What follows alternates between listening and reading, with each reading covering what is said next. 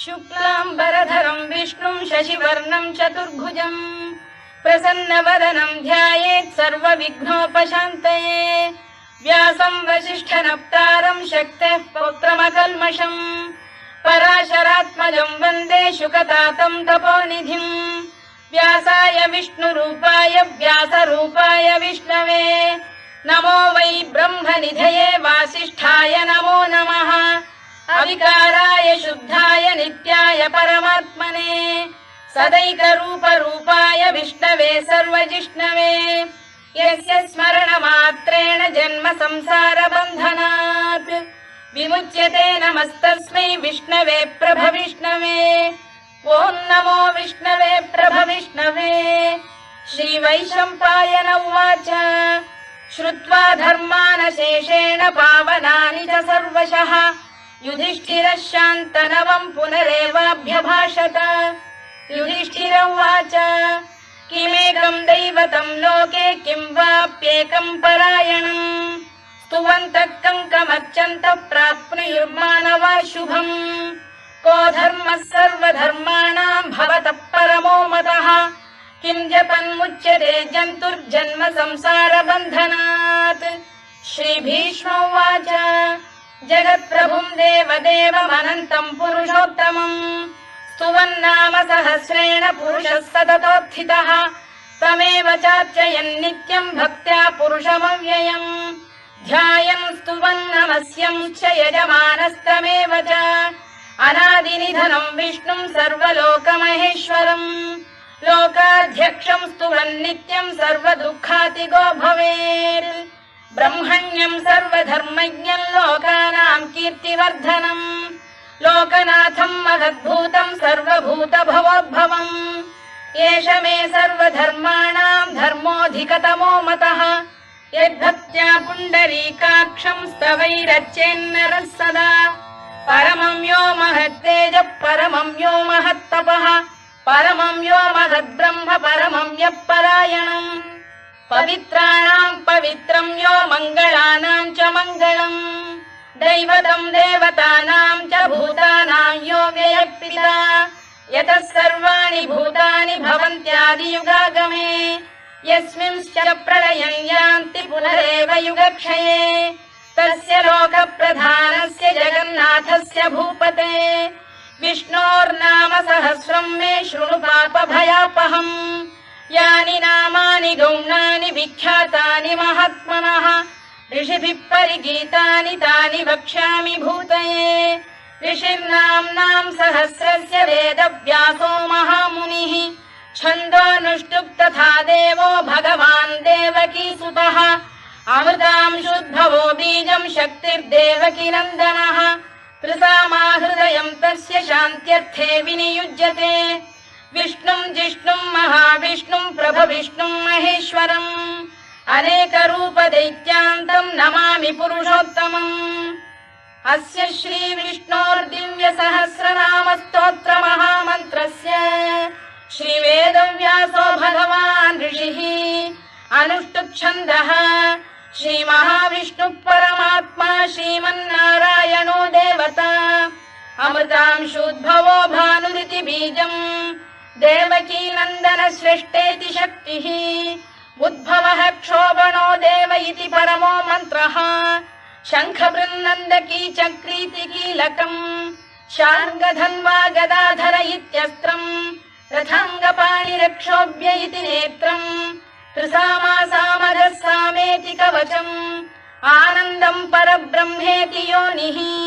ऋतुः सुदर्शनकाल इति दिग्बन्धः श्रीविश्वरूप इति ध्यानम् श्रीमहाविष्णुप्रीत्यर्थे सहस्रनाम जपे विनियोगः। ध्यानम् क्षीरोदन्वत्प्रदेशे शुचिमणिविलसत्सैकते मौक्तिकानाम् मालाक्लुप्तासनस्थस्फटिकमणिनिभैर्मौक्तिकैर्मण्डिताङ्गः शुभ्रैरभ्रैरदभ्रैरुपरि विरचितैर्मुक्तपीयूषवर्षैः आनन्दीन पुरीयादरिनरिन गदा शङ्खपाणिर्मुकुन्दः भूः पादौ यस्य नाभिर्वियलसुरनिलश्चन्द्रसूर्यौ च नेत्रे कर्णावाशा शिरोद्यौर्मुखमपि दहनो यस्य वास्तेयमब्धिः अन्तस्थं यस्य विश्वं सुरनरखगो भोगि गन्धर्वदैत्यैः चित्रं रम्यते तं त्रिभुवन वपुषं विष्णुमीशं नमामि। ॐ नमो भगवते वासुदेवाय। शान्ताकारं भुजगशयनं पद्मनाभं सुरेशं विश्वाधारं गगनसदृशं मेघवर्णं शुभाङ्गम् लक्ष्मीकान्तं कमलनयनं योगिधृध्यानगम्यं वन्दे विष्णुं भवभयहरं सर्वलोकैकनाथम्। मेघश्यामं पीतकौशेयवासं श्रीवत्साङ्कं कौस्तुभोद्भासिताङ्गम् पुण्योपेतं पुण्डरीकायताक्षं विष्णुं वन्दे सर्वलोकैकनाथम्। नमः समस्तभूतानामादिभूताय भूभृते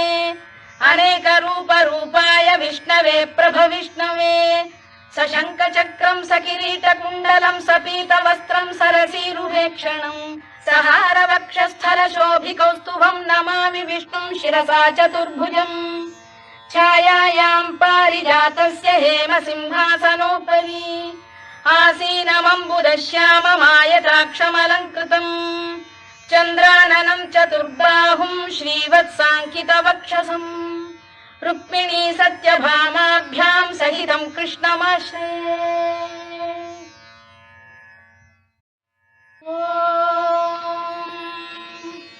विश्वं विष्णुर्वषत्कारो भूतभव्य भवत्प्रभुः भूतभृद्भावो भूतात्मा भूतभावनः भूतात्मा परमात्मा च मुक्तानां परमागतिः अव्ययः पुरुषः साक्षी क्षेत्रज्ञोऽक्षर एव च योगो योगविदां नेता प्रधानपुरुषेश्वरः नारसिंहवपुः श्रीमान् केशवः पुरुषोत्तमः सर्वशर्व शिवस्थाणुर्भूतादिर्निधिरव्ययः सम्भवो भावनो भर्ता प्रभवः प्रभुरीश्वरः स्वयंभूः शम्भुरादित्यः पुष्कराक्षो महास्वनः अनादिनिधनो धाता विधाता धातुरुत्तमः अप्रमेयो ऋषिकेशः पद्मनाभोऽमरप्रभुः विश्वकर्मा मनुस्पष्टा स्थविष्ठस्थविरो ध्रुवः अग्राह्यः शाश्वतः कृष्णो लोहिताक्षप्रदर्दनः प्रभूतस्त्रिककुब्धाम पवित्रं मङ्गलं परम् ईशान प्राणद प्राणो ज्येष्ठः श्रेष्ठः प्रजापतिः हिरण्यगर्भो भूगर्भो माधवो मधुसूदनः ईश्वरो विक्रमी धन्वी मेधावी विक्रमक्रमः अनुत्तमो दुराधर्षः कृतज्ञः कृतिरात्मवान् सुरेशः शरणं शर्म विश्वरेता प्रजाभवः अधः संवत्सरो व्यालः प्रत्ययः सर्वदर्शनः अजः सर्वेश्वरः सिद्धः सिद्धिः सर्वादिरच्युतः वृषाकपिरमेयात्मा सर्वयोगविनिसृतः वसुर्वसुमनः सत्यः समात्मा संमितः समः अमोघः पुण्डरीकाक्षो वृषकर्मा वृषाकृतिः रुद्रो बहुशिरा बभ्रुर्विश्वयोनिश्च्युतिश्रवाः अमृतः शाश्वतस्थाणुर्वरारोहो महातपाः सर्वगः सर्वविद्भानुर्विश्वक्सेनो जनार्दनः वेदो वेदविदव्यङ्गो वेदाङ्गो वेदवित्कविः लोकाध्यक्षः सुराध्यक्षो धर्माध्यक्षः कृताकृतः चतुरात्मा चतुर्व्यूहश्चतुर्दंष्टश्चतुर्भुजः भ्राजिष्णुर्भोजनं भोक्ता सहिष्णुर्जगदादिजः अनघो विजयो जेता विश्वयोनिः पुनर्वसुः उपेन्द्रो वामनः प्रांशुरमोघः शुचिरूर्जितः अतीन्द्रः सङ्ग्रहः सर्गो धृतात्मा नियमो यमः वेद्यो वैद्यः सदा योगी वीरः माधवो मधुः अतीन्द्रियो महामायो महोत्साहो महाबलः महाबुद्धिर्महावीर्यो महाशक्तिर्महाद्युतिः अनिर्देश्य वपुः श्रीमान् अमे आत्मा महाधृधृत् महेश्वासो महीभर्ता श्रीनिवासः सताङ्गतिः अनिरुद्धः सुरानन्दो गोविन्दो गोविदाम्पतिः मरीचिर्दमनो हंसः सुपर्णो भुजगोत्तमः हिरण्यनाभः सुतपाः पद्मनाभः प्रजापतिः अमृत्युः सर्वदृक्सिंहः सन्धाता सन्धिमान् स्थिरः अजो दुर्मर्षणः शास्ता विश्रुतात्मा सुरारिः गुरुर्गुरुतमो धाम सत्यः सत्यपराक्रमः निमिषो निमिषस्रग्वी वाचस्पतिरुदारधीः अग्रणीर्ग्रामणी श्रीमान् न्यायो नेता समीरणः सहस्रमूर्धा विश्वात्मा सहस्राक्षः सहस्रपात् आवर्तनो निवृत्तात्मा संवृतः सम्प्रमर्दनः अधः संवर्तको वह्निरनिलो धरणीधरः सुप्रसाद प्रसन्नात्मा विश्वधृक् विश्वभुग्विभुः सत्कर्ता सत्कृतः साधुर्जह्नुर्नारायणो नरः असङ्ख्येयो प्रमेयात्मा विशिष्टः शिष्टकृच्छुचिः सिद्धार्थः सिद्धसङ्कल्पः सिद्धिदः सिद्धिसाधनः वृषाही वृषभो विष्णुर्वृषपर्वा वृषोदरः वर्धनो वर्धमानश्च विविक्तः श्रुतिसागरः सुभुजो दुर्धरो वाग्मी महेन्द्रो वसुदो वसुः नैकरूपो बृहद्रूपः शिपिविष्टप्रकाशनः ओजस्तेजोऽब्जुदिधर प्रकाशात्मा प्रतापनः वृद्धस्पष्टाक्षरो मन्त्रश्चन्द्रांशुर्भास्करद्युतिः अमृतांशुद्भवो भानुः शशबिन्दुः सुरेश्वरः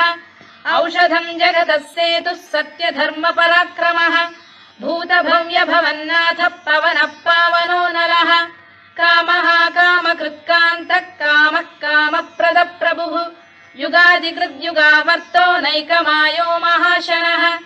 अदृश्यो व्यक्तरूपश्च सहस्रजिदनन्तजित् इष्टो विशिष्टः शिष्टेष्टः शिखण्डी नघुषो वृषः क्रोधः क्रोधकृत्कर्ता विश्वबाहुर्महीधरः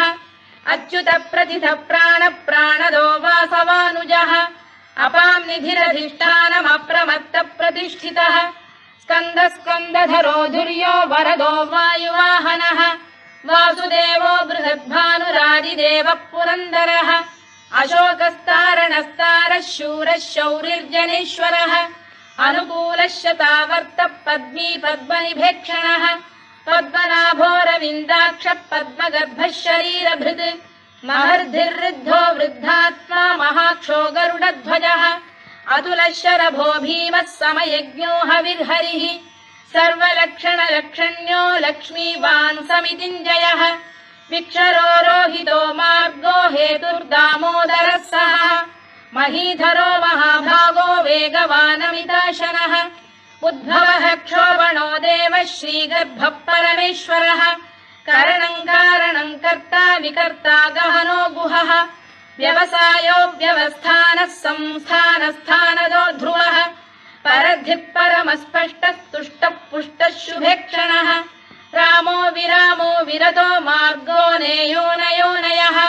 वीरः शक्तिमताम् श्रेष्ठो धर्मो धर्मविदुत्तमः वैकुण्ठः पुरुष प्राण प्राणद प्रणवपृतुः हिरण्यगर्भः शत्रुघ्नो व्याप्तो वायुरधोक्षजः ऋतुः सुदर्शनकारः परमेष्ठी परिग्रहः उग्रः संवत्सरो दक्षो विश्रामो विश्वदक्षिणः विस्तारस्थावरस्थाणु प्रमाणम् बीजमव्ययम् अर्थोऽनर्थो महाकोशो महाभोगो महाधनः अनिर्विण्णस्थविष्ठो भूर्धर्मयूपो महामखः नक्षत्रनेमिर्नक्षत्री क्षमः क्षामः समीहनः यज्ञयुज्यो महेज्यश्च क्रतुः सत्रम् सदाम् गतिः सर्वदर्शी विमुक्तात्मा सर्वज्ञो ज्ञानमुत्तमम् सुव्रतः सुमुखः सूक्ष्मः सुघोषः सुखदः सुहृद् मनोहरोजितक्रोधो वीरबाहुर्विदारणः स्वापनः स्ववशो व्यापी नैकात्मा नैककर्मकृत् वत्सरो वत्सलो वत्सी रत्नगर्भोधनेश्वरः धर्मकृद्धर्मी सदसक्षरमक्षरम् अविज्ञाता सहस्रांशुर्विधाता कृतलक्षणः गभस्तिनेमिः सप्तस्तः सिंहो भूतमहेश्वरः आदिदेवो महादेवो देवेशो देवभृद्गुरुः उत्तरो गोपतिर्गोप्ता ज्ञानगम्यः पुरातनः शरीरभूतभृद्भोक्ता कपीन्द्रो भूरि दक्षिणः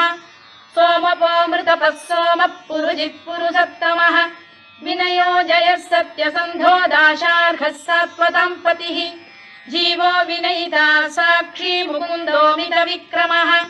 अम्भोनिधिरनन्तात्मा महोदधिशयोऽन्तकः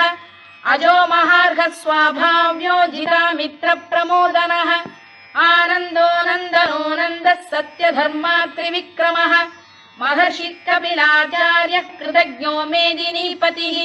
त्रिपदस्त्रिदशाध्यक्षो महाशृङ्गकृतान्तकृत् महावराहो गोविन्दः सुषेणः कनकाङ्गनी गुह्यो गभीरो गहनो गुप्तश्चक्रगदाधरः मेधास्वाङ्गो जितकृष्णो दृढः सङ्कर्षणोच्युतः वरुणो वारुणो वृक्षः पुष्कराक्षो महामनाः भगवान् भगहानन्दी वनमाली हलायुधः आदित्यो ज्योतिरादित्यः सहिष्णुर्गतिसप्तमः सुधन्वाखण्ड परशुर्दारुणो द्रविणप्रदः दिवस्पृक् सर्वदृग्व्यासो वाचस्पतिरयो निजः त्रिसामासामगः साम निर्वाणम् भेषजम् भिषज सन्न्यासकृच्छमः शान्तो निष्ठा शान्तिपरायणम् शुभाङ्गः शान्तिदः स्रष्टा कुमुदः कुवलेशयः गोहितो गोपतिर्गोप्ता वृषभाक्षो वृषप्रियः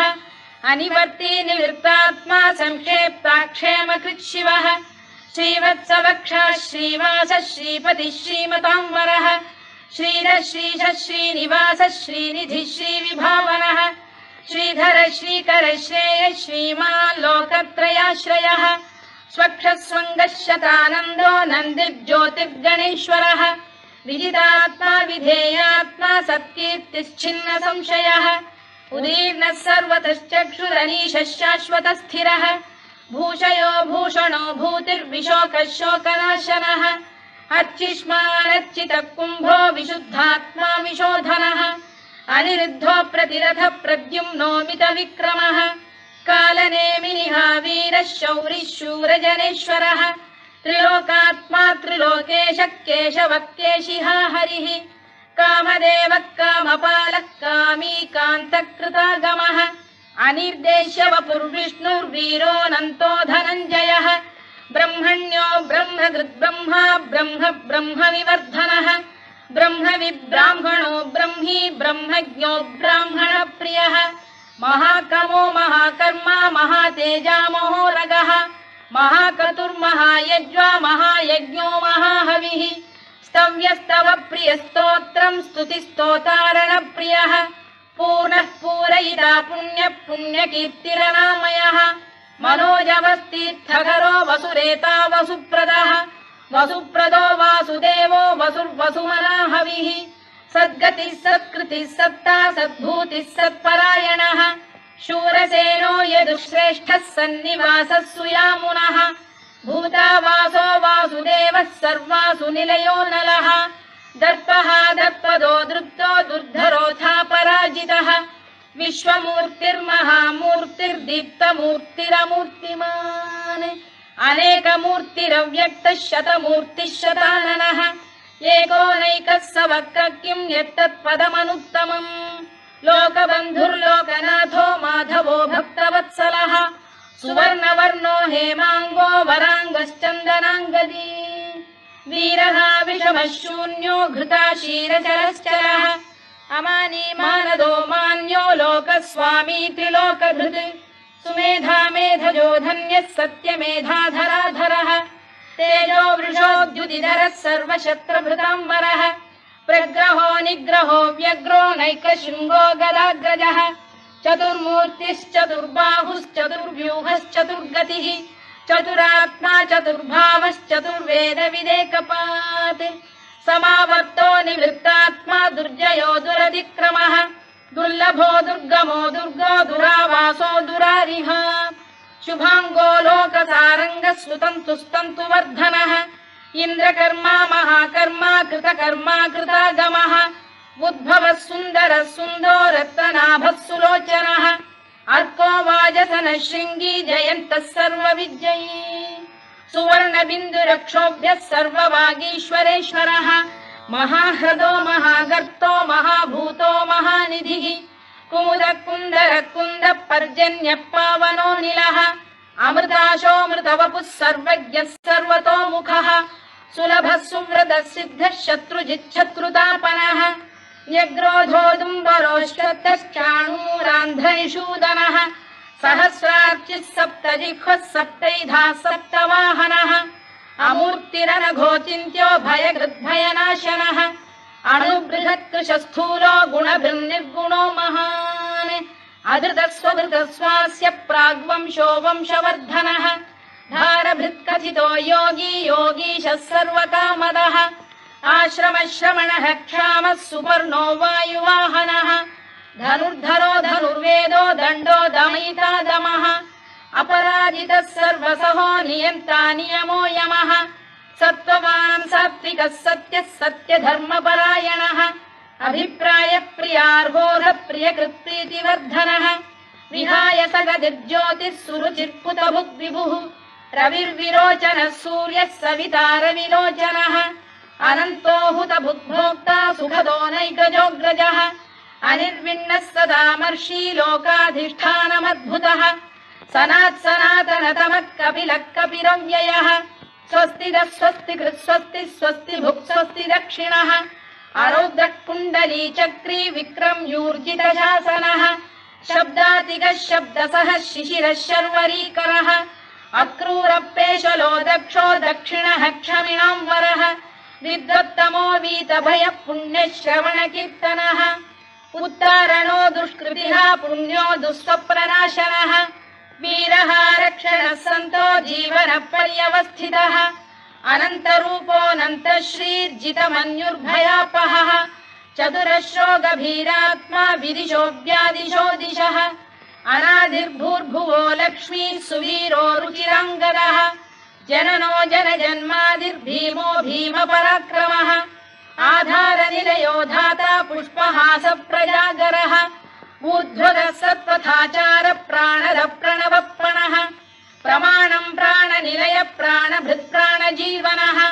तत्त्वम् तत्त्वविदेकात्मा जन्म मृत्युजरातिगः भूर्भुवः स्वस्तरुस्तारः सविता प्रपितामहः यज्ञो यज्ञपतिर्यज्वा यज्ञाङ्गो यज्ञवाहनः यज्ञभृद्यज्ञकृद्यज्ञी यज्ञभुग्यज्ञसाधनः यज्ञान्तकृद्यज्ञदुह्यमन्नमन्नाद एव च आत्मयोनिः स्वयं जातो वैखानः सामगायनः देवकीनन्दनः स्रष्टा क्षितीशः पापनाशनः शङ्खबृन्नन्दकी चक्री शार्ङ्गधन्वा गदाधरः तथाङ्गपाणिरक्षोभ्यः सर्वप्रहरणायुधः सर्वप्रहरणायुधो नम इति वनमाली गरीशाङ्गी शङ्खी चक्री च नन्दकी श्रीमान्नारायणो विष्णुर्वासुदेवोऽभिरक्षतु वनमाली गरीशाङ्गी शङ्खी चक्री च नन्दकी श्रीमान्नारायणो विष्णुर्वासुदेवोऽभिरक्षतु वनमाली गरीशाङ्गी शङ्खी चक्री च नन्दकी श्रीमान्नारायणो विष्णुर्वासुदेवोऽभिरक्षतु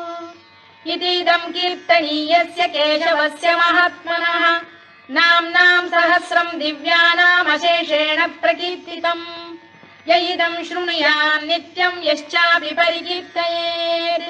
नाशुभम् प्राप्नुयात् किञ्चित् सोमुत्प्रेह च मानवः वेदान्तगो ब्राह्मणः स्यात् क्षत्रियो विजयी भवेत् वैश्यो धनसमृद्धः स्यात् क्षुद्रः सुखमवाप्नुयात् धर्मार्थी प्राप्नुयात् धर्ममर्थार्थी चार्थमाप्नुयात् कामानवाप्नुयात् कामी प्रजार्थी चाप्नुयात् प्रजाम् भक्तिमान् यः सदोत्थाय शुचिस्तद्गतमानसः सहस्रम् वासुदेवस्य नाम्नामेतत्र कीर्तयेत् यशः प्राप्नोति विपुलम् याति प्राधान्यमेव च अचलाम् श्रियमाप्नोति श्रेयः प्राप्नोत्यनुत्तमम् न भयम् क्वचिदाप्नोति वीर्यम् तेजश्च विन्दति भवत्यरोगोद्युतिमान् बलरूपगुणान्वितः रोगार्तो मुच्यते रोगात् बद्धो मुच्येत बन्धनात् भयान्मुच्येत भीतस्तु मुच्येतापन्न आपदः दुर्गाण्यतितरत्याशु पुरुषः पुरुषोत्तमम् सुवन्नाम सहस्रेण नित्यम् भक्तिसमन्वितः वासुदेवाश्रयो मर्त्यो वासुदेवपरायणः सर्वपापविशुद्धात्मा याति ब्रह्म सनातनम् न वासुदेव भक्तानाम् शुभं विद्यते क्वचित् जन्म मृत्युजरा व्याधि भयं नैवोपजायते इमं स्तवमधीयानः श्रद्धा भक्ति समन्वितः युज्येतात्मसुखक्षान्तिः श्रीधृतिस्मृतिकीर्तिभिः न क्रोधो न च मात्सर्यं न लोभो न शुभामतिः भवन्ति कृतपुण्यानां भक्तानां पुरुषोत्तमे द्यौसचन्द्रार्कनक्षत्राखं दिशो भूर्महो दधिः वासुदेवस्य वीर्येण विधृतानि महात्मनः ससुरासुरगन्धर्वं स यक्षोरगराक्षसम् जगत्वशे वर्ततेदं कृष्णस्य सचराचरम् इन्द्रियाणि मनो बुद्धिः सत्त्वं तेजो बलं धृतिः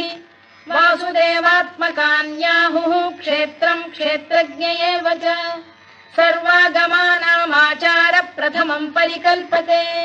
आचार प्रभवो धर्मो धर्मस्य प्रभुरच्युतः ऋषयः पितरो देवा महाभूतानि धातवः जङ्गमा जङ्गमं चेदं जगन्नारायणोद्भवम् योगो ज्ञानं तथा साङ्ख्यं विद्या शिल्पादिकर्म च वेदाः शास्त्राणि विज्ञानमेतत् सर्वं जनार्दनात् एको विष्णुर्महद्भूतं पृथग्भूतान्यनेकशः त्रीन् लोकान् व्याप्य भूतात्मा भुङ्क्ते विश्वभुवव्ययः इमं स्तवं भगवतो विष्णोर्व्यासेन कीर्तितम् पठेद्य इच्छेत् पुरुषः श्रेयत् प्राप्तुं सुखानि च विश्वेश्वरमजं देवं जगतः प्रभुमव्ययम् भजन्ति ये पुष्कराक्षं न ते यान्ति पराभवम् न ते यान्ति पराभवम् ओन्नम इति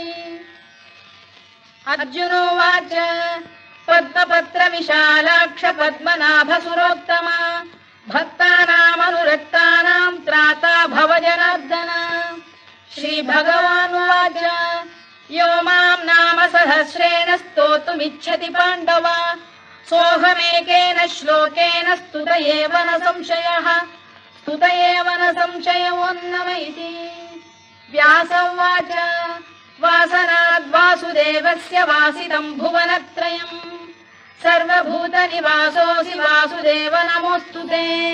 वासुदेव नमोऽस्तु ते ओन्नम इति पार्वत्युवाच केनोपायेन लघुना विष्णोर्नाम सहस्रकम् पठ्यते पण्डितैर्नित्यं श्रोतुमिच्छाम्यहं प्रभो ईश्वर उवाच श्रीराम राम रामेति रमे रामे मनोरमे सहस्रनाम तत्तुल्यं राम नाम वरानने श्रीराम राम रामेति रमे रामे मनोरमे सहस्रनाम तत्तुल्यं राम नाम वरानने श्रीराम राम रामेति रमे रामे मनोरमे सहस्रनाम तत्तुल्यं राम नाम वरानने राम नाम वरानन ओन्नम इति ब्रह्मोवाच नमोऽस्त्वनन्ताय सहस्रमूर्तये सहस्रपादाक्षि शिरोरुबाहवे सहस्रनाम्ने पुरुषाय शाश्वते सहस्रकोटियुगधारिणे नमः सहस्रकोटियुगधारिणे नमः ओन्नम इति सञ्जय उवाच यत्र योगेश्वर कृष्णो यत्र पार्थो धनुर्धरः तत्र श्रीविजयो भूतिर्ध्रुवा नीतिर्मतिर्मम श्रीभगवानुवाच अनन्याश्चिन्तयन्तो मां ये जनाः पर्युपासते तेषां नित्याभियुक्तानां योगक्षेमम् अहम्यहम् परित्राणाय साधूनां विनाशाय च दुष्कृताम्